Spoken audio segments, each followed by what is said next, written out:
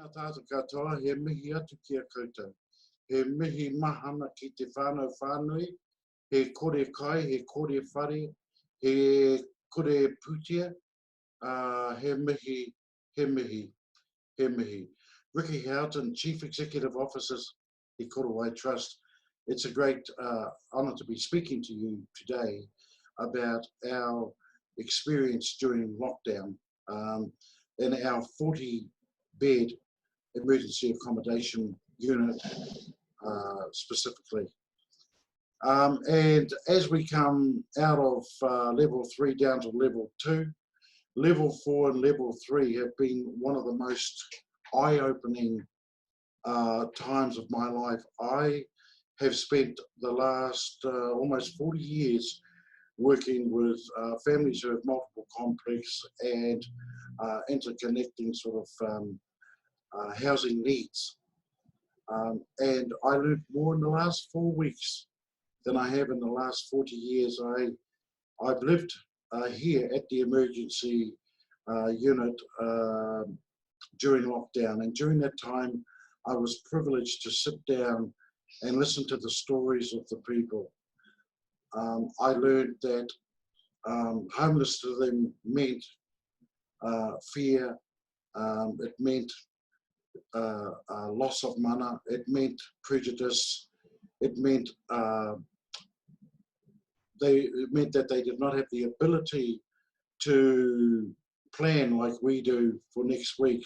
They think and they live, and that is on a day-to-day basis.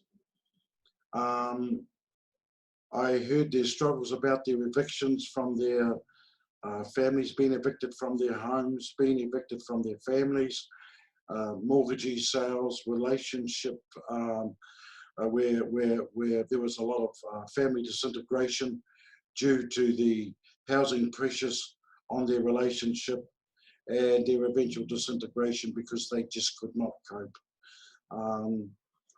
They told me that they were grateful to have somewhere to go and be comfortable and be safe off the street.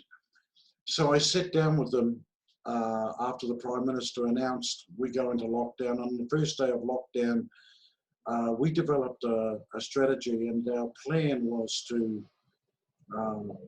we were going to plan for the virus, we were going to prepare for the virus, and we were going to protect ourselves from the virus. So what this meant was that a lot of the people that were living here were only eating 2 or 3 days a week. They were unable to see a GP. So we focused on building up their immunity, and we bought $1,000 worth of all supplements and vitamins. We killed a beast, we corned it, and we got our food out of the community gardens. And I sat down with them every day, and we discovered that we had 2 registered nurses living with us, and we had 2 caterers.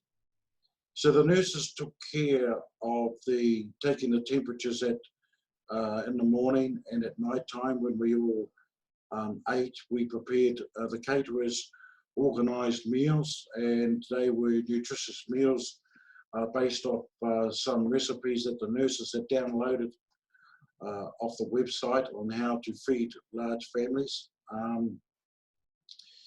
And so we came together every morning at 8:30 for karakia, and we prayed together in the morning. We talked about how we could keep ourselves well, and we took our vitamins. Then we nominated, there's 5 wings in the building, we nominated 5 wing leaders. These wing leaders were responsible to have their wing come down and help cook the meals and the dinners on their allocated and agreed days. And they also brought the feedback back to the group every day in terms of how people were coping with lockdown. and given that we had a third of our population here have got some form of addiction, a third have mental health issues, and they